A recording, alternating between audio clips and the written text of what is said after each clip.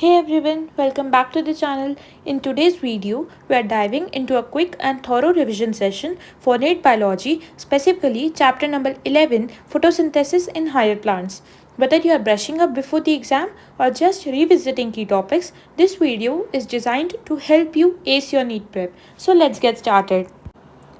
Let's continue with chemi-osmotic hypothesis of ATP formation. This was given by Peter Michell in 1961.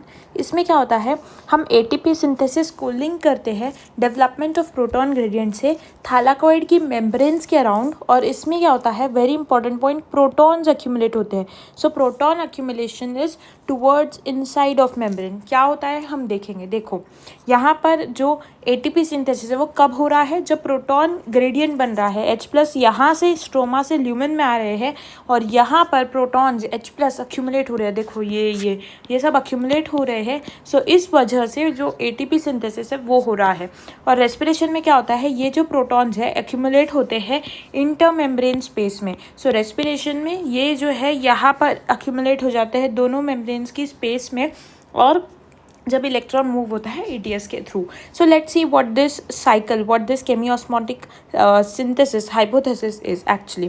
क्या होता है ना, ये थैलाकॉइड मेम्ब्रेन है. दिस ब्लू वाला इज कंप्लीट थैलाकॉइड. ठीक है, थैलाकॉइड की आउटर मेम्ब्रेन है वो. ठीक है, थैलाकॉइड भी नहीं, not thylakoid, extremely sorry, chloroplast है, सॉरी पूरा. This is the outer layer of chloroplast. इसमें स्ट्रोमा है, ये एक कोई थैलाकॉइड लिया हमने, और ये बीच वाला दिस इज ल्यूमेन. देखो ये ल्यूमेन है. ठीक है, अब क्या होता है, ये PS2 है, ये PS1 पार्ट है. अब PS2 के ऊपर लाइट गिरी. ठीक है, PS1 पे भी गिरी लाइट. ठीक है, बट PS2 पे गिरी, वो हमें पहले वहाँ से स्टार्ट करना है, फिर हम PS2 देखेंगे. अब क्या होगा, जो हमने साइकिल पढ़ी थी, नॉन साइक्लिक वाला जो हमने पढ़ा था, इसमें हमने क्या देखा था कि oxygen evolving complex, OEC is oxygen evolving complex. ये क्या करेगा, ऑक्सीडेशन ऑफ पानी करेगा, वाटर को ब्रेक करेगा, 2H+ 2 electrons and half oxygen में. Half oxygen is molecular oxygen O. ये जो 2 इलेक्ट्रॉन्स है ये PS2 के पास जाते हैं. वो 2 इलेक्ट्रॉन्स ऊपर जाते हैं फियोफाइटिन के पास, वो देता है इलेक्ट्रॉन्स प्लास्टोक्विनॉन को. अब प्लास्टोक्विनॉन की एक प्रॉपर्टी है, वो क्या करता है, प्रोटॉन्स H+ को पंप करता है. पंप कब करेगा, जब अंदर कॉन्सेंट्रेशन ज़्यादा हो, बाहर कॉन्सेंट्रेशन कम हो. So from low to high concentration. देखो मैंने लिखा है लो H+, मतलब लो एसिडिटी. अगर H+ कम है मतलब एसिडिटी कम है, एसिडिटी कम है मतलब H+ कम है ना, इसका मतलब एसिडिटी कम है, मतलब थोड़ा बेसिक तरफ है, मतलब pH ज़्यादा है. सो वो प्लास्टोक्विनॉन जो है H+ पंप करता है फ्रॉम स्ट्रोमा. ठीक है, इसके बाद क्या होता है, प्लास्टोक्विनॉन एक ऐसा मॉलिक्यूल है जो PQH2 को वो दे भी सकता है इलेक्ट्रॉन्स, उससे ले भी सकता है. H+ और इलेक्ट्रॉन्स दे भी सकता है, ले भी सकता है. तब क्या होगा, लेट्स से उसने इलेक्ट्रॉन्स H+ दोनों दे दिया. सो 2 H+ पंप किया था, तो PQH2 क्या करेगा, वो 2 H+ को अंदर ल्यूमेन में डाल देगा. So basically PQH2 was the moderator to transport H+ from stroma to lumen. अब वो H+ आ गए ल्यूमेन में, उसका क्या होगा हम आगे देखेंगे. और ये जो PQH2 के पास 2 इलेक्ट्रॉन्स आए थे, वो आगे देता है साइटोक्रोम B6 को, वो देता है साइटोक्रोम F को, और वो देता है प्लास्टोसाइनिन को. आप ज़रा मॉलिक्यूल्स का जो अरेंजमेंट है वो भी देखो, जहाँ पे अरेंज, जैसे ही देखो मेम्ब्रेन के थोड़ा आउटर साइड पे है, मेम्ब्रेन के इनर साइड पे मैंने वैसे ही ड्रॉ किया है. प्लास्टोसाइनिन क्या करेगा, 2 इलेक्ट्रॉन्स दे देगा PS1 पे. This is nothing but non cyclic वाला सिस्टम ओनली. वो याद है तो ये सेम है, बस कितने इलेक्ट्रॉन्स और कितने H+ वो याद होना चाहिए. अब PS1 पे क्या होगा, इलेक्ट्रॉन आएगा, यहाँ पे लाइट भी पड़ रही है. सो 2 इलेक्ट्रॉन्स ये देता है फेरोडॉक्सिन को, inner side of the membrane पे है. अब यहाँ पर FNR मैंने आपको बताया था, फेरोडॉक्सिन रिडक्टेज, जो फेरोडॉक्सिन NADP रिडक्टेज जो एंजाइम था वो लोकेटेड था, मैंने बताया था आपको मेम्ब्रेन पे. तो वो क्या करेगा, NADP को NADPH और H+ में कन्वर्ट करेगा. अब यहाँ पर भी NADP में हमें 2 H जोड़ने हैं, ये H स्ट्रोमा से लिए जाते हैं. सो क्या हो रहा है, देखो अब स्ट्रोमा में क्वांटिटी कम क्यों हो रही है H+ की, एक इसलिए क्योंकि प्लास्टोक्विनॉन उसको पंप कर रहा है, और सेकंड रीज़न ये भी है कि NADP भी H+ स्ट्रोमा से ही ले रहा है ताकि वो NADPH और H+ बन सके. अब देखते हैं ये H+ का क्या होगा. अब ल्यूमेन में H+ आते जा रहे हैं, ये वाले भी H+ आ रहे हैं, प्लस जो ये वाले H+ है वो भी आते जा रहे हैं. सो जब इतने सारे H+ आते जाते हैं तो ल्यूमेन में इट वुड वो जमा होते जाएंगे, कॉन्सेंट्रेट होते जाएंगे, तो हाई H+ हो जाएगा, हाई एसिडिटी हो जाएगा, और H+ ज़्यादा है, एसिडिटी ज़्यादा है, pH लो हो जाएगा। इसका मतलब क्या होता है, H+ ज़्यादा है तो इस एरिया को हम बोलते हैं high electrochemical potential gradient. Very important, high electrochemical potential gradient. और जो स्ट्रोमा है वो लो इलेक्ट्रोकेमिकल पोटेंशियल ग्रेडियंट में आएगा। अब क्या होता है, हमें इन H+ को वापस स्ट्रोमा में लाना है, ताकि ऐसा ना हो एक दिन कि स्ट्रोमा में एकदम H+ ख़त्म ही हो जाए, फिर ये साइकिल ही रुक जाएंगी, वो होना नहीं चाहिए। तो H+ हम वापस बाहर लाते हैं। इसके लिए क्या होता है, अब जब H+ बाहर आएगा वो किसी चीज़ के थ्रू आएगा, so that comes out through this CF0 and CF1, transmembrane channel बोलते हैं इसको, उसके थ्रू आता है। CF0 is transmembrane channel, CF1 is the head piece, इसके थ्रू वो बाहर आता है। अब मैंने बताया था ऐसे ही नहीं आने देंगे, बोलेंगे तुम्हारे पास एनर्जी है, हमें उससे ATP बनाने दो, तो उससे होती है ATP सिंथेसिस। तो ADP + PI में H+ ये ऐड होता है, ATP बन जाती है, और ये जो ट्रांसमेम्ब्रेन चैनल है इसमें फैसिलिटेटेड डिफ्यूजन होता है प्रोटॉन्स का। ठीक है, मतलब हाई टू लो ही कॉन्सेंट्रेशन आ रहा है, डिफ्यूजन के थ्रू आ रहा है। I hope this diagram is very clear. मैं एक बार ये सारा डायग्राम क्लीन कर देती हूँ। हाँ, आप एक बार ध्यान से देखो इसको, ये पूरा याद होना चाहिए हमें, कहाँ पर क्या है, कैसे हो रही है साइकिल पूरी। और मैं फिर NCERT का भी आपको डायग्राम दिखा देती हूँ। So this is NCERT diagram same as what we have drawn, but ये इसमें थोड़ा सा हॉच पॉच है, इसलिए मैंने अलग डायग्राम बना करके उसमें आपको समझाया है। आप एक बार ये भी देख लो, देखो FNR यहाँ पर लिखा हुआ है, अगर आप यहाँ पर पढ़ लेते तो आपको समझता नहीं था। So this is ferredoxin NADP reductase, फेरोडॉक्सिन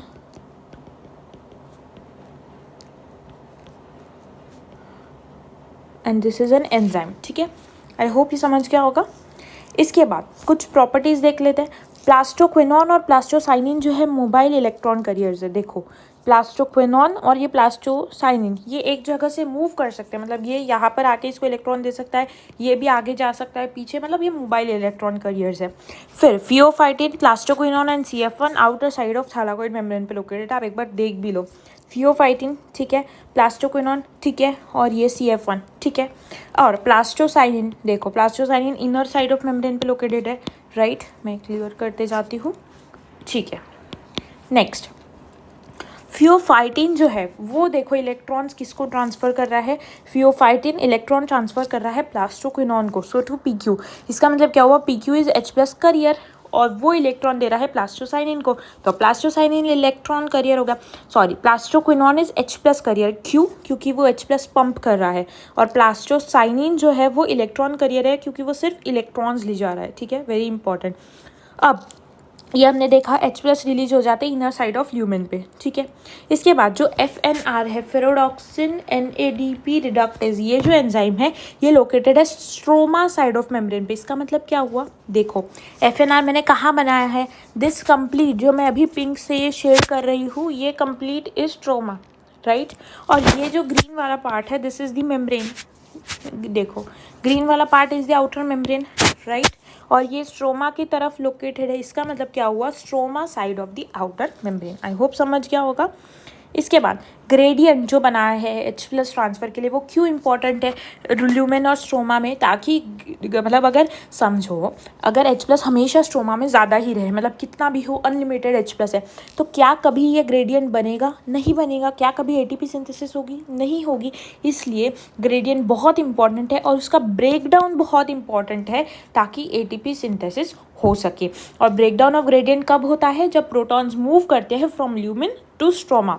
और ब्रेकडाउन ऑफ ग्रेडियंट क्या करता है, एनर्जी प्रोवाइड करता है, ताकि कॉन्फर्मेशनल चेंज हो CF1 में ATP सिंथेज एंजाइम के, और वो एंजाइम सिंथेसाइज करे several molecules of energy packed ATP बनाए। इसके बाद केमियोसोमोसिस, ये जो प्रोसेस है इसमें क्या क्या ज़रूरी है, मेम्ब्रेन ज़रूरी है, प्रोटॉन पंप ज़रूरी है, प्रोटॉन ग्रेडियंट ज़रूरी है, ATP सिंथेस एंजाइम ज़रूरी है। ATP सिंथेस जो इसमें चैनल है जो अलाउ करता है डिफ्यूजन ऑफ प्रोटॉन्स वापस मेम्ब्रेन में, और इस वजह से एनर्जी रिलीज होती है जो एक्टिवेट करती है ATP सिंथेस एंजाइम को, ताकि ATP फॉर्मेशन कैटेलाइज हो सके। I hope you got this. इसके बाद ATP और NADPH कहाँ यूज़ हो रहे हैं? इतने जो ये ATP बन रही है, ये NADPH बन रहा है। पहले हमने देखा था साइक्लिक फॉर्मेशन में ATP बन रही थी, कोई NADPH नहीं बन रहा था। नॉन साइक्लिक में भी ATP और NADPH दोनों बन रहा था। तो ये सब कहाँ यूज़ होते हैं? तो प्रोडक्ट्स ऑफ लाइट रिएक्शन, ये सब लाइट रिएक्शन के प्रोडक्ट्स है, ATP, NADPH, ऑक्सीजन, ये सब कहाँ यूज़ होते हैं? सो ATP और NADPH तो है ये जो आगे प्रोसेसेस होती है जिसमें सिंथेसिस ऑफ फूड होता है, जिसको शुगर्स बोलते हैं, जिसको हम बायोसिंथेटिक फेज ऑफ फोटोसिंथेसिस बोलते हैं, उसमें यूज़ कर लेते हैं। Biosynthetic phase of photosynthesis directly light पे डिपेंड नहीं कर रहा है, this is only dark reaction, ये डार्क रिएक्शन को ही बोलते हैं।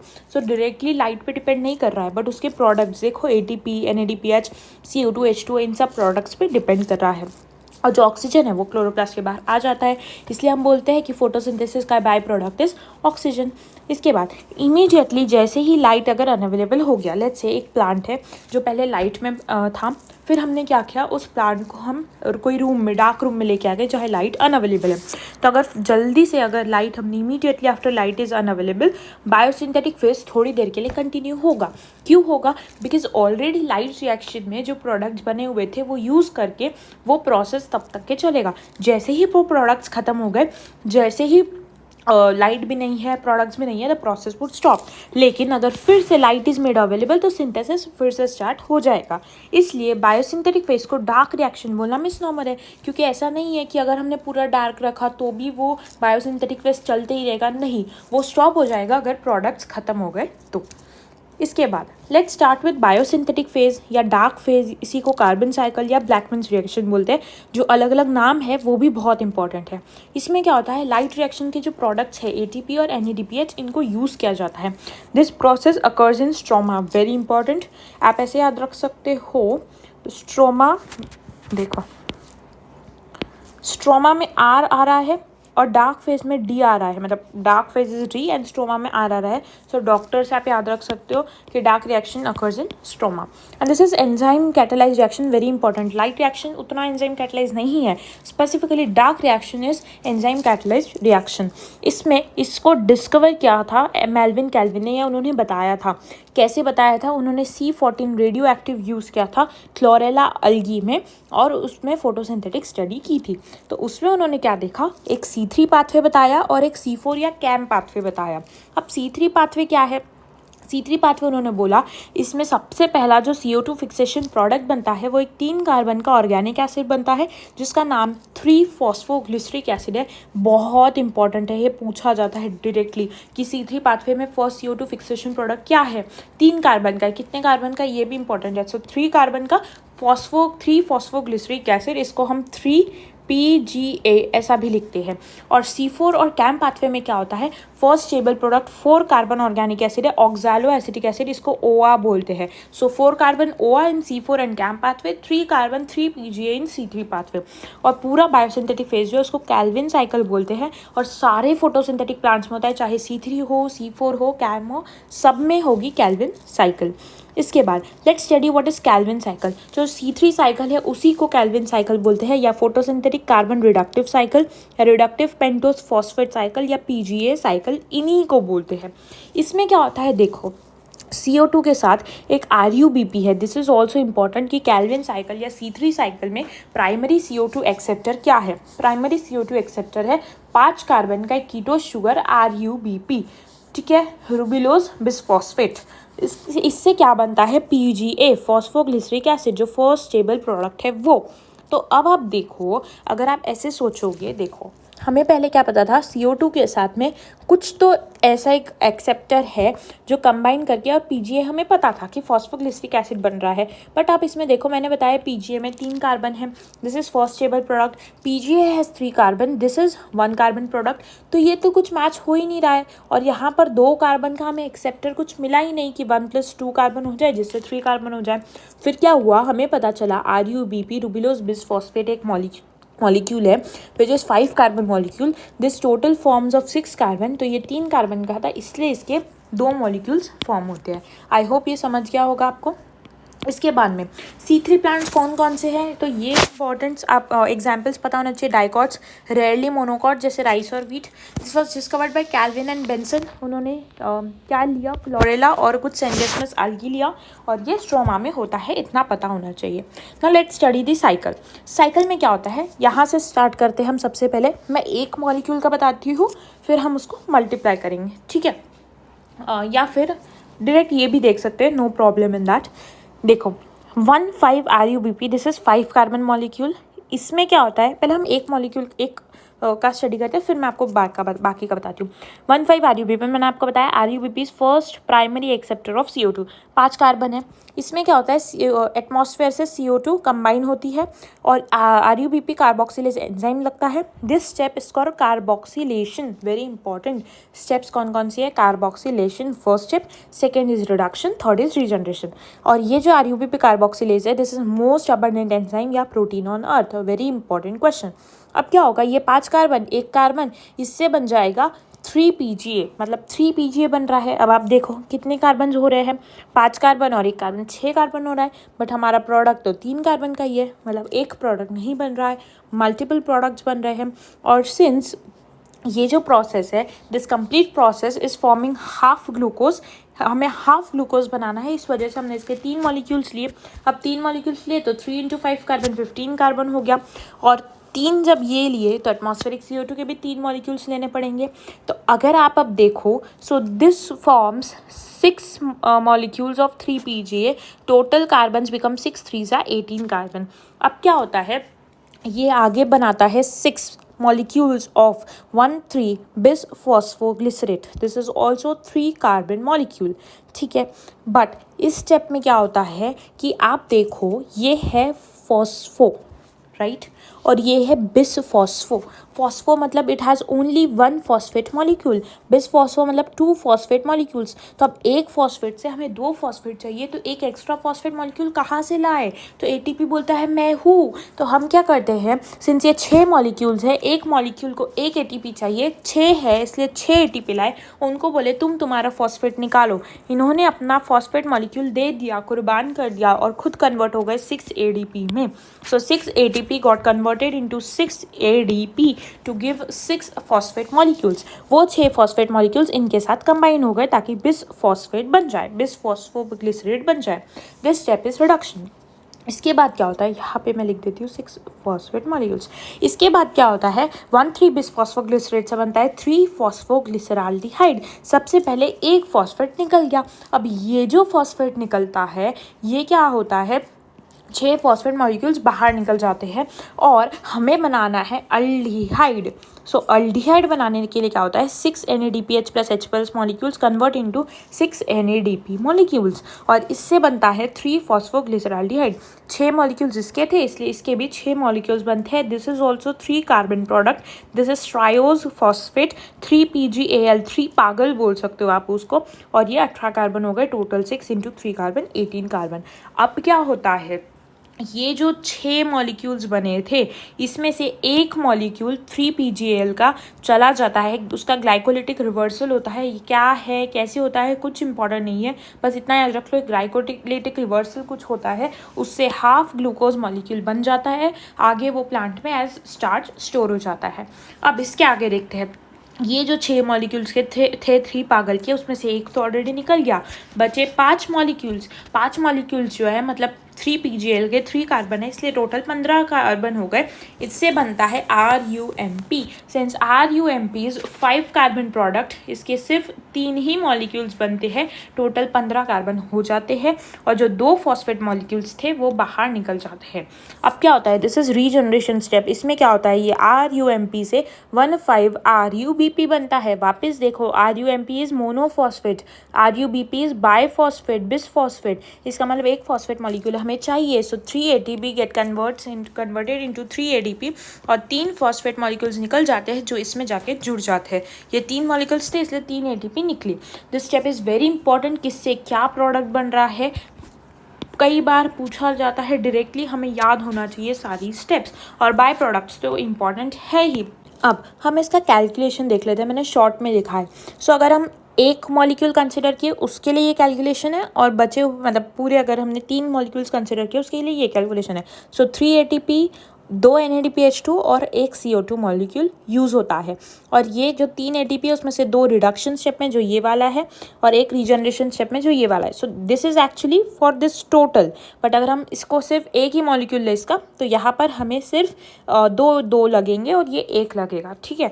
इसी को मल्टीप्लाई बाय 6 कर लो और उससे आपको ये सारा मिल जाएगा, और एक ग्लूकोज बन रहा है इन 6 टर्न्स ऑफ साइकिल। अगर हम ये पूरी साइकिल को शॉर्ट में लिखे तो क्या क्या मॉलिक्यूल्स बन रहे हैं आप एक बार देख लो। अगर हमने 3 CO2, 9 ATP, 6 NADPH2 लिए तो 9 ADP, 6 NADP, 8 फॉस्फेट और 1 ग्लिसरल्डिहाइड फॉस्फेट बन रहा है। अब हम ये स्टेप्स स्टडी कर लेते हैं, NCERT पॉइंट्स स्टडी कर लेते हैं।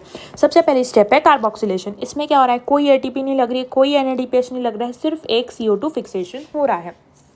सो फिक्सेशन ऑफ CO2 होता है into stable organic intermediate, most crucial step. और RUBP कार्बोक्सिलेज जो है ऑक्सीडेशन एक्टिविटी में हेल्प करता है। RUBP कार्बोक्सिलेज जो है इसकी बहुत इंपॉर्टेंट प्रॉपर्टी है डुअल नेचर। क्या होता है, रुबिस्को की अगर आप CO2 और ऑक्सीजन में एफिनिटी मतलब किससे ज़्यादा दोस्ती है, उसकी गहराई जुड़ने की किससे ज़्यादा है, तो CO2 से ज़्यादा है। वो कॉम्पिटिटिव बाइंडिंग करता है। अगर सपोज लेट्स से दोनों का अमाउंट सेम है ऑक्सीजन और CO2 का, तो क्या होगा, और अगर CO2 ज़्यादा है तो क्या होगा। अगर सेम है या CO2 ज़्यादा है, so it would act as carboxylase और फोटोसिंथेसिस करवाएगा। बट इन केस ऑक्सीजन ज़्यादा हो जाता है, वो ऑक्सीजनेज की तरह काम करेगा और फोटो रेस्पिरेशन करता है। This is double wasteful process. क्या है हम आगे देखेंगे। इसके बाद रिडक्शन स्टेप में क्या होता है, 2 ATP लगते हैं, 2 NADPH मॉलिक्यूल्स लगते हैं। इसके बाद we are talking about 1 cycle only, ठीक है। ये 1 साइकिल का कैलकुलेशन है। मैंने यहाँ पर जो डायग्राम में बताया, दिस इज फॉर 6 टर्न्स, मतलब 2 बार cycle, 6 molecules, and this is for 1 cycle.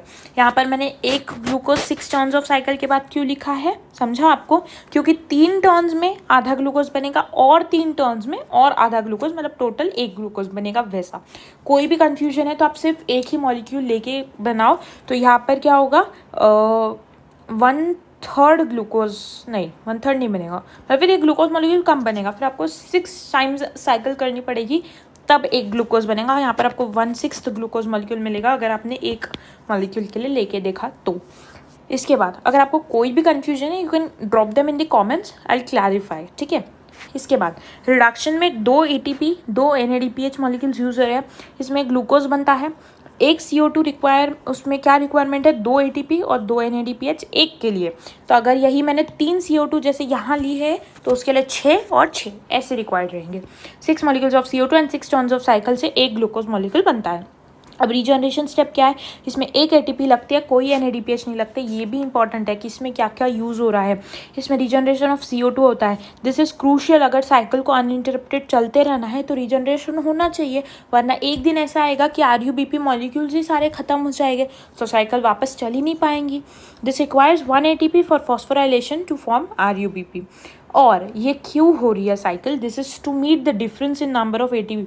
मतलब आप देखो 18 मॉलिक्यूल्स ऑफ ATP और 12 NADPH, ये डिफरेंस मीट करने के लिए ये डार्क रिएक्शन में यूज़ होता है ताकि साइक्लिक फॉस्फोराइलेशन हो सके। इसके बाद C4 पाथवे क्या है, इसी को हैचन स्लैक पाथवे बोलते हैं या डाई कार्बोक्सिलिक एसिड साइकिल बोलते हैं। इसको कोऑपरेटिव फोटोसिंथेसिस बोलते हैं, नॉट वेरी मच इंपॉर्टेंट। इसमें क्या होता है, जो फर्स्ट प्रोडक्ट बन रहा है ऑक्सैलो एसिटिक एसिड 4 कार्बन का, ये उसका स्ट्रक्चर है, ठीक है। इसके बाद प्लांट्स जो ड्राई ट्रॉपिकल एरियाज़ में रहते हैं, जैसे एग्जांपल्स हैं, इनमें होता है C4 पाथवे। C3 पाथवे को भी ये यूज़ करते हैं, मैंने बताया था। कैल्विन पाथवे को ही C3 साइकिल बोलते हैं, सारे प्लांट्स में होती है वो। सो बायोसिंथेटिक पाथवे, जो मेन बायोसिंथेटिक पाथवे, उसमें C3 साइकिल ही यूज़ होती है। फिर C4 प्लांट्स अब स्पेशल क्यों है, मतलब आप बोलोगे मैम C3 तो था, तो अब C4 इन्वेंट करने की क्या ज़रूरत पड़ गई हमें। सो C4 प्लांट जो है इसमें पुअर प्रोडक्टिविटी होती है लो टेम्परेचर में। क्यों, क्या हो जाता है, इसमें एक्चुअली मैकेनिज्म होता है ताकि CO2 इंक्रीज हो सके, उसका कॉन्सेंट्रेशन एंजाइम साइड पे। अब पुअर प्रोडक्टिविटी क्यों होती है वो हमें देखना है। सबसे पहले इसमें क्या अब सुधार किए गए, क्या बदलाव किए गए, इनमें क्रैन्स एनाटॉमी है। बंडल शीट सेल्स जो है उनकी अरेंजमेंट अलग हो जाती है। देखो ऐसे ऑरेंज वाले बंडल शीट सेल्स ऐसे सर्कुलर में अरेंज हो जाते हैं, इसी को क्रैन्स एनाटॉमी बोलते हैं। हाई टेम्परेचर टॉलरेट कर सकते हैं क्योंकि इनके पास एक एंजाइम है PPDK। PPDK ये जो एंजाइम है ये इनको हेल्प करता है ताकि वो हाई टेम्परेचर में सर्वाइव कर सके, बट वो कोल्ड सेंसिटिव है। मतलब अगर ज़्यादा मिली उनको ठंडी एरिया में अगर ज़्यादा रहे वो, तो वो नहीं रह पाएंगे और वो सिर्फ हाई लाइट इंटेंसिटी को रिस्पॉन्ड करते हैं। Photo respiration system is absent और इसमें बायोमास की ग्रेटर प्रोडक्टिविटी है। अब since photo respiration is absent, double wasteful process नहीं होता है, इसीलिए इसको बोलते हैं कि थोड़े अच्छे हैं, स्पेशल है। अब इसमें क्या होता है, बंडल शीट सेल्स की क्या प्रॉपर्टी है, तो ये सारे ग्रीन वाले जो ब्लू वाला है वस्कुलर बंडल है, उसके अराउंड सेवरल लेयर्स थिक में बंडल शीट सेल्स अरेंज हो जाते हैं। लार्ज सेल्स है, इम्पर्वियस टू गैसेज, मतलब एकदम कॉम्पैक्टली पैक्ड है, गैसेज इसके थ्रू नहीं जा सकती, इंटरसेलुलर स्पेस एब्सेंट है। अग्रैनुलर क्लोरोप्लास्ट है, नॉट वेरी इंपॉर्टेंट, बट देख लो क्या होता है ये अग्रैनुलर, मतलब जैसे ग्राना होते हैं ना बहुत सारे, मतलब ऐसा स्टैक जो होता है, दिस इज कॉल्ड ग्राना, तो ये इसमें नहीं होता है, सिर्फ एक एक एक ऐसे ऐसे होते हैं। So this is in bundle sheath cell. इसमें सिर्फ PS1 प्रेजेंट होता है, इसलिए सिर्फ साइक्लिक फोटोफॉस्फोराइलेशन हो सकता है। No photolysis of water, since सिर्फ PS1 and there is no PS2, पानी नहीं टूटेगा तो ऑक्सीजन रिलीज नहीं होगा। रूबिस्को एंजाइम प्रेजेंट है, कार्बन साइकिल होगा, खाना बनेगा, कोई पेप्केज एंजाइम नहीं है। मीजोफिल सेल में क्या होगा, ये बंडल शीट मतलब जो स्पॉन्जी और पैरासाइट मीजोफिल है उसमें डिफरेंशिएटेड नहीं है। थिन वॉल्ड है, इंटरसेलुलर स्पेस प्रेजेंट है, देखो मैंने जो सेल्स बनाए हैं ग्रीन वाले। उसके बाद फोटोलाइसिस ऑफ वाटर होगा, ऑक्सीजन रिलीज होगा, रूबिस्को एब्सेंट है और पेप्केज भी प्रेजेंट है। इसके बाद सेल्स जो है बंडल शीट और मीजोफिल के वो इंटरकनेक्टेड होते हैं प्लाज्मोडेस्माटा से, वेरी इंपॉर्टेंट। और C4 प्लांट्स में डायमॉर्फिक क्लोरोप्लास्ट है, ग्रैनल भी और अग्रैनुल भी। क्यों? क्योंकि अग्रैनुल क्लोरोप्लास्ट है बंडल शीट सेल्स में और ग्रैनुल क्लोरोप्लास्ट है मीजोफिल सेल्स में। इसके बाद ये डायग्राम देखते हैं, ये NCERT प्योर डायग्राम है, ये NCERT का है बट मैंने उसमें लिख के रखा है क्योंकि NCERT में शॉर्ट में दिया हुआ है कैसी साइकिल होती है। तो अब एटमॉस्फेरिक CO2 अंदर आएगी, पहले मीजोफिल सेल में आती है फिर बंडल शीट सेल में। आप देखो यहाँ से भी जब CO2 आ रही है तो पहले ये मीजोफिल सेल से टकराई और फिर ये बंडल शीट सेल से टकराएगी, राइट। सो पहले जो CO2 आ रही है वो मीजोफिल सेल में आई, उसमें क्या होगा, HCO3- आयन लेगा उसको, phosphoenol pyruvate PEP which is primary CO2 acceptor 3 carbon molecule, उसके साथ वो कंबाइन होगा। ऑक्सैलो एसिटिक एसिड 4 कार्बन का फर्स्ट स्टेबल प्रोडक्ट बनेगा, उससे आगे बनेगा मैलेट या aspartate which is also 4 carbon product. वो ट्रांसपोर्ट होगा प्लाज्मोडेस्माटा के थ्रू, नीचे आएगा इन बंडल शीट सेल, उसमें डीकार्बोक्सिलेशन प्रोसेस होगी, सेकेंड कार्बोक्सिलेशन होगा और स्केल्विन साइकिल होगी, उससे शुगर बनेगी और वो कन्वर्ट होगा CO2 और RUBP जो हमने ऊपर देखा वो, और डीकार्बोक्सिलेशन होगा NADP से NADPH2 बन जाएगा। इसके बाद ये मैलेट बन जाएगा पाइरुवेट 3 कार्बन मॉलिक्यूल में, ये ट्रांसपोर्ट होगा मेसोफिल सेल में। पाइरुवेट जो है वो वापस फॉस्फोइनोल पाइरुवेट रीजनरेशन करेगा, इसमें एंजाइम लगता है पाइरुवेट फॉस्फेट डाइकाइनेस, जो PPD के मैंने ऊपर एंजाइम बताया था आपको, उसका फुल फॉर्म है पाइरुवेट फॉस्फेट डाइकाइनेस। इसी को PEP सिंथेस बोलते हैं, जो कोल्ड सेंसिटिव है, मतलब गर्मी में बहुत अच्छे से रह लेगा पर ठंडी पड़ी तो बस हो गया काम। और ये इसमें क्या होता है, एक्चुअली 2 ATP यूज़ होती है, एक ही ATP होती है बट उसके 2 फॉस्फेट मॉलिक्यूल्स निकल जाते हैं, so it is similar to 2 ATP। तो अगर किसी ने पूछा कितनी ATP यूज़ हो रही है, सो एक ही हो रही है रीजनरेशन में, बट वो 2 मॉलिक्यूल्स की इक्वल है क्योंकि उससे 2 फॉस्फेट मॉलिक्यूल्स बाहर निकलते हैं और AMP बनता है। इसके बाद पर CO2 फिक्सेशन क्या होता है, सो अगर एक CO2 मॉलिक्यूल फिक्स करना है तो उसके 5 ATP मॉलिक्यूल्स लगते हैं, ठीक है, दो NADPH2 मॉलिक्यूल्स लगते हैं और एक CO2 मॉलिक्यूल लगता है। ये जो 5 ATP है ये कैल्विन साइकिल मिला के है, देखो कैल्विन साइकिल में मैंने आपको बताया था 3 ATP लगती है, सो वो 3 ATP और ये वाली जो 2 ATP है ये टोटल मिला के 5 ATP, ठीक है। ये कैलकुलेशंस बहुत इंपॉर्टेंट है। एक बार आप NCERT का भी डायग्राम देख लो, इसमें कई बार ये जो fixation, transport, decarboxylation, transport, regeneration लिखा है इसको गायब कर देते हैं और पूछते हैं ABCD देके कि ये क्या स्टेप्स है, तो हमें पता होना चाहिए, ठीक है। देख लो डायग्राम अच्छे से। इसके बाद ये साइक्लिक है नेचर में, क्योंकि आप देखो जहाँ से शुरू हुआ था प्रोसेस वही आके ख़त्म हो गया, वापस रीजनरेशन होगा PEP का। PEP केस या PEP कार्बोक्सिलेज रिस्पॉन्सिबल है फिक्सेशन के लिए। रीजनरेशन ऑफ PEP जो है C3 एसिड पाइरुवेट से होता है, उसमें 2 ATP लगते हैं, देखो पाइरुवेट से रीजनरेशन हुआ 2 ATP लगते हैं, ठीक है। कोई नेट गेन नहीं है या लॉस नहीं है NADPH का C4 साइकिल में। C4 साइकिल में 2 ATP पर CO2 फिक्स यूज़ होती है और C3 में 3। देखो ये C4 साइकिल है जिसमें 2 ATP यूज़ हो रही है, और ये C3 साइकिल यहाँ हो रही है जिसमें 3 ATP यूज़ हो रही है। So total of 5 ATP molecules, और एक शुगर या हेक्सोस मॉलिक्यूल या 6 CO2 फिक्स करना है तो 3 ATP लगेगी, 12 NADPH लगेंगे। 30 ATP, नॉट 3 ATP, 30 ATP लगेगी, 30 ATP लगेगी, जिसमें 12 C4 में लगेगी, 18 C3 में लगेगी, और 12 NADPH जो है वो पूरे C3 में ही लगते हैं।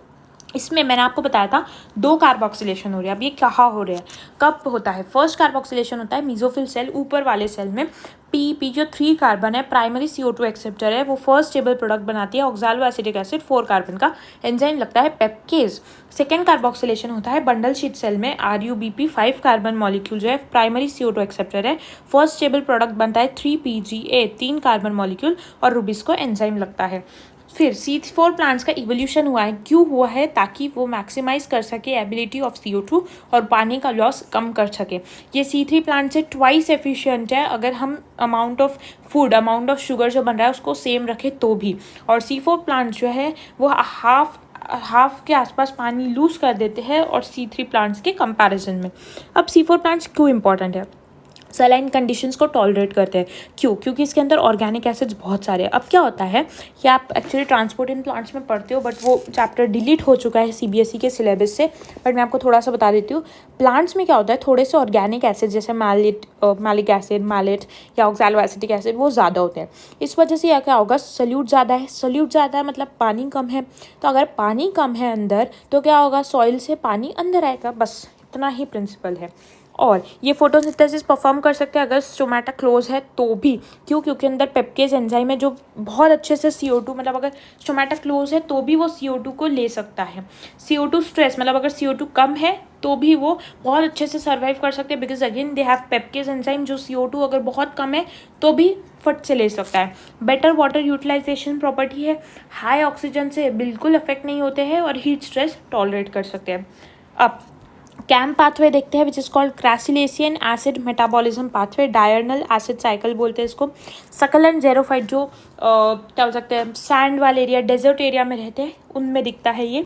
इनके पास कोटो एक्टिव स्टोमेटा होता है। नॉट इज कोटो एक्टिव स्टोमेटा मतलब जो रात में एक्टिव होता है, इसलिए CO2 फिक्सेशन रात में होता है। शुगर सिर्फ दिन में बना के रखते हैं और बाकी प्रोसेस वो रात में बनाते हैं।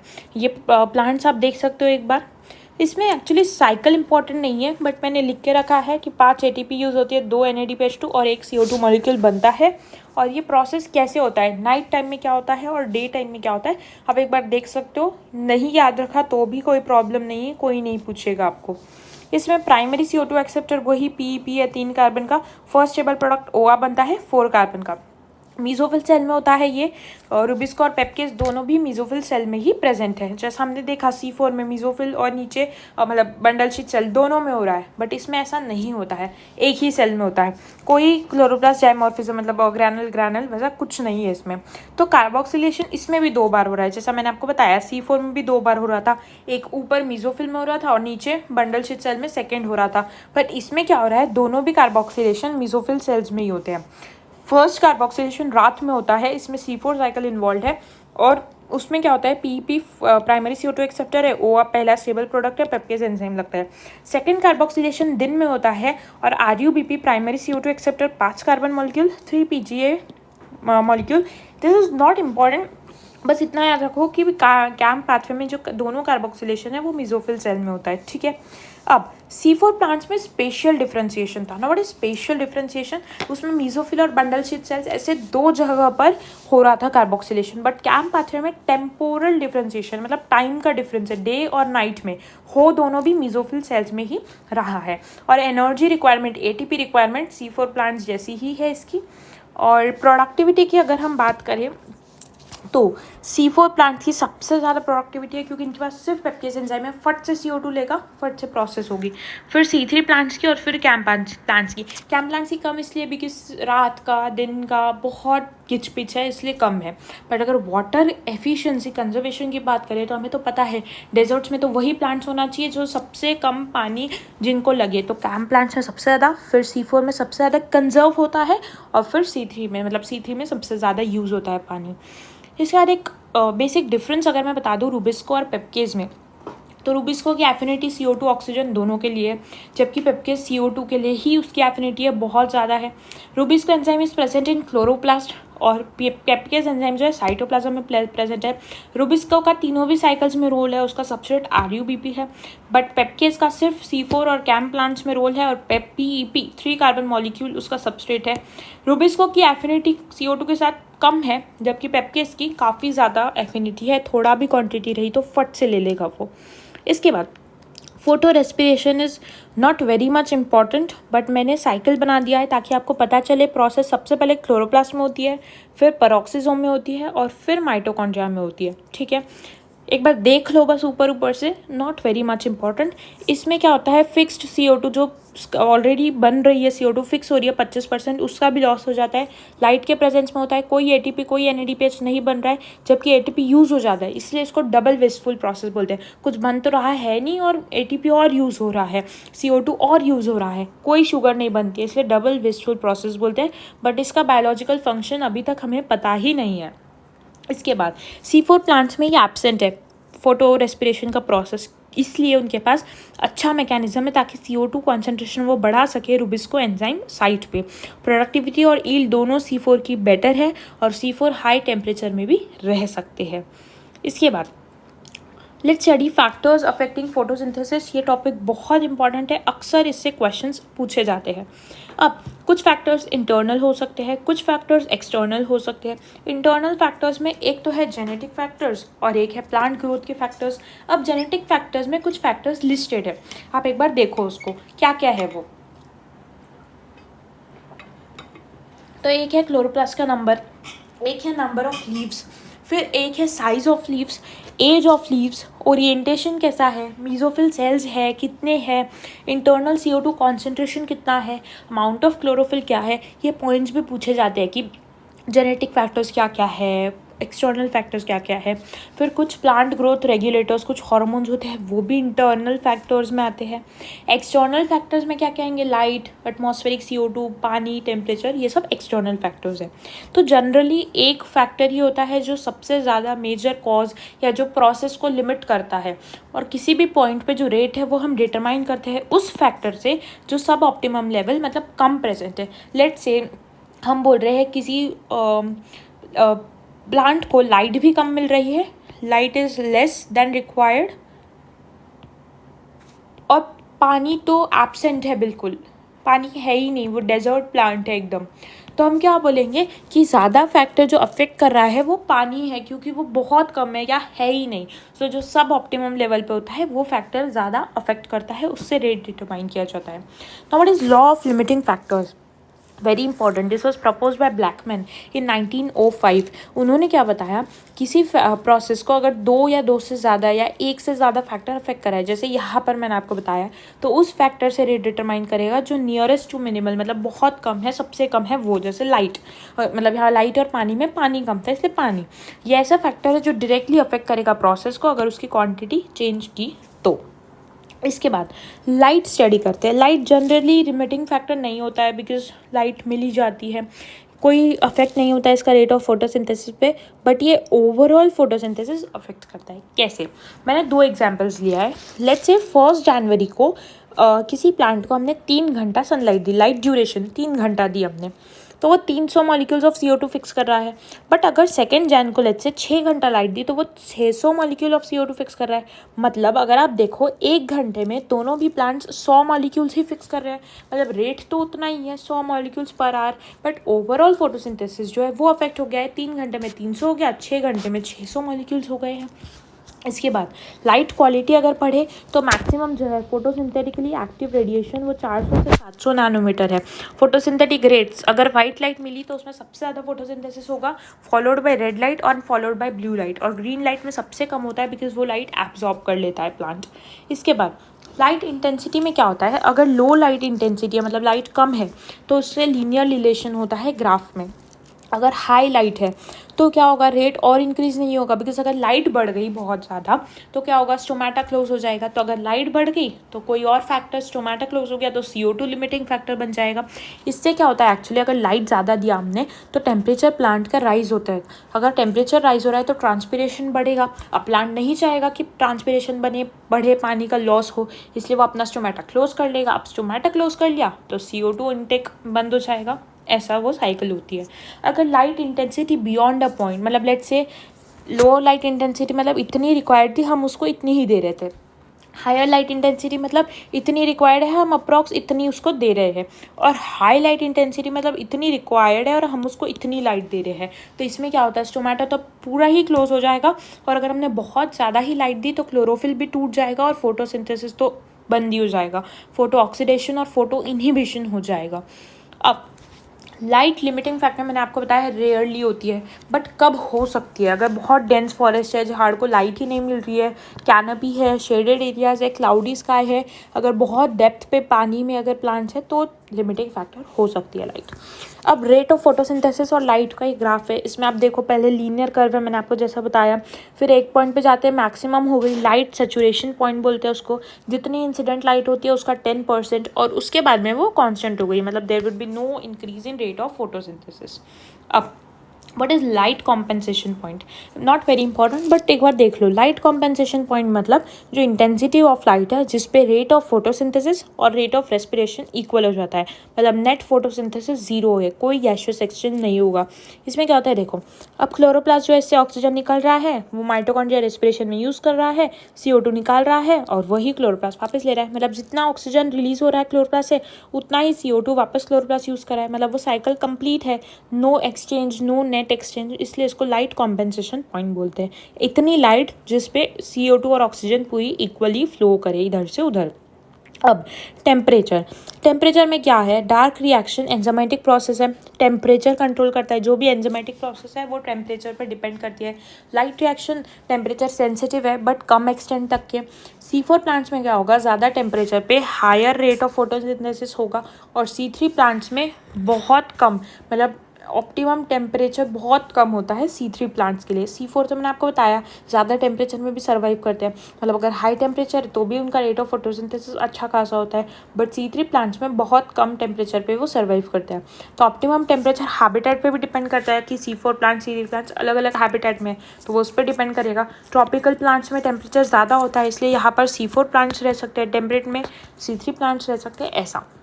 हाई टेम्परेचर से क्या होगा, एंजाइम्स इनएक्टिवेट हो जाएंगे, एंजाइमेटिकली वो रिएक्शन जो डार्क रिएक्शन कंट्रोल्ड है वो अफेक्ट हो जाएगा। C3 प्लांट्स मैंने आपको बताया कंपैरेटिवली लो टेम्परेचर पे सर्वाइव करते हैं, 20 से 25 डिग्री सेल्सियस। C4 प्लांट ज़्यादा पे 30 से 40 डिग्री सेल्सियस पे। अब रेट ऑफ फोटोसिंथेसिस और टेम्परेचर का ये आप ग्राफ देख सकते हो। इसके बाद कार्बन डाइऑक्साइड कॉन्सेंट्रेशन एक मेजर लिमिटिंग फैक्टर है। इसमें अगर कॉन्सेंट्रेशन बहुत लो है एटमॉस्फेयर में, जैसे 0.03 से 0.04%, 300 से 400 ppm है, तो ये एक लिमिटिंग फैक्टर हो सकती है। C3 और C4 प्लांट्स अलग अलग रिस्पॉन्ड करते हैं। अगर 500 ppm से ज़्यादा अगर हमने दे दिया CO2 तो क्लोरोफिल ब्रेक डाउन हो जाएगा। अगर लो लाइट इंटेंसिटी है, मतलब अगर लाइट ही लिमिटिंग फैक्टर है, तो C3 और C4 कोई भी रिस्पॉन्ड नहीं करेगा because light he limiting factor हो गई है। अब रेट ऑफ फोटोसिंथेसिस और ये CO2 मैंने बताया, तो C4 प्लांट जो है इनका 360 माइक्रोन पर लीटर पे मैक्सिमम रीच हो जाता है, पेप्केस की CO2 के लिए एफिनिटी ज़्यादा है, बट C3 प्लांट जो है उनका मोर देन 450 होता है।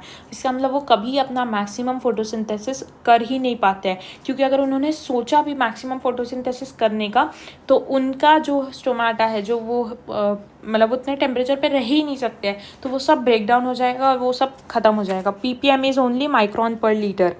करंट अवेलेबिलिटी ऑफ CO2 जो है लिमिटिंग फॉर C3 है, क्योंकि C3 मैक्सिमम मतलब मोर देन 450 पे रह सकता है, चाहिए उसको। अब अगर हमने CO2 बढ़ा दिया 0.05 से तो CO2 फिक्सेशन रेट बढ़ जाएगा, बट CO2 बढ़ गया बट लार्ज पीरियड तक के वो रह नहीं पाएगा बिकॉज उसका क्लोरोफिल ही डैमेज हो जाएगा. So fact that C3 plants respond to higher CO2 concentration by showing increase rate of photosynthesis. इससे हम क्या कर सकते हैं, उसकी हाई प्रोडक्टिविटी को ग्रीन हाउस क्रॉप्स में यूज़ करते हैं जैसे बेल पेपर और tomatoes. Very important. C3 plants की जो हायर प्रोडक्टिविटी है ज़्यादा टेम्परेचर पे, तो हम पर्टिकुलर उतने प्लांट्स को ही ग्रीन हाउस में रखेंगे, बहुत CO2 देंगे ताकि मैक्सिमम फोटोसिंथेसिस परफॉर्म करे और हमें ज़्यादा प्रोडक्टिविटी मिले इन plants like bell pepper and tomatoes. और ये जो प्लांट्स होते हैं उनको हम CO2, this is CO2 enriched environment में ग्रो करने देते हैं ताकि हमें हाई यील्ड मिले. इसको CO2 फर्टिलाइजिंग इफेक्ट बोलते हैं. Now what is CO2 compensation point? Same as what oxygen compensation point was, not very important. अब पानी रेयरली लिमिटिंग फैक्टर होता है. क्यों? क्योंकि एक्चुअली इंपॉर्टेंट एक तो कार्बन के एसिमिलेशन मतलब बनने के लिए CO2, लेकिन जितना भी पानी अब्जॉर्ब होता है उसका लेस देन 1% ही यूटिलाइज होता है फोटोसिंथेसिस में. इसलिए वाटर जो है डायरेक्टली अफेक्ट नहीं करता है बट इनडायरेक्ट अफेक्ट होता है. जैसे अगर पानी लेट से कम है, तो अगर पानी कम है तो प्लांट नहीं चाहेगा कि ट्रांसपिरेशन हो, वाटर लॉस हो, इसलिए उस स्टोमेटा को क्लोज कर देगा. अब स्टोमेटा अगर क्लोज कर दिया तो CO2 कम हो जाएगी. CO2 कहाँ से आएगी? बट अगर एक और पॉइंट है, अगर वाटर स्ट्रेस है तो लीफ भी कर्ल हो जाएंगे. अगर लीफ कर्ल हो गए तो जो सरफेस एरिया है लीफ का कम हो जाएगा. इसका मतलब क्या होगा, जो मेटाबॉलिक एक्टिविटीज़ है लीव्स की वो भी कम हो जाएगी. नाउ ऑक्सीजन का क्या इफेक्ट है? So this inhibits the photosynthesis in C3 plants, क्योंकि उनमें फोटो रेस्पिरेशन शुरू हो जाता है. अगर हाई CO2 दिया, हाई ऑक्सीजन अगर दिया तो हमने, तो वो प्रोसेस तो ऑलरेडी वेस्टफुल प्रोसेस है. बट C4 प्लांट्स का बहुत कम इफेक्ट होता है क्योंकि इनमें फोटो रेस्पिरेशन इज एब्सेंट. और रेट ऑफ फोटोसिंथेसिस इंक्रीज होता है अगर हमने ऑक्सीजन का जो कॉन्सेंट्रेशन है वो कम करे. क्यों कम करे? बिकॉज अगर ऑक्सीजन कम किया तो CO2 बढ़ेगा और इस वजह से अच्छा फोटोसिंथेसिस होता है. आई होप ये चैप्टर आपको समझ गया होगा. अगर आपको इसके पहले का पार्ट्स देखना है, कुछ टॉपिक्स अगर आपको लग रहा है इस वीडियो में मैंने कवर नहीं किए, सो इसका part 1 is already uploaded on this channel. Do check that out and clear all your concepts. That wraps up our revision session for today. I hope this video helped reinforce your understanding of this crucial biology chapter. Don't forget to like, share and subscribe for more revision videos and tips. And if you have any questions or topics you would like me to cover, drop them in the comments below. Keep studying, stay motivated and all the best. See you in the next video.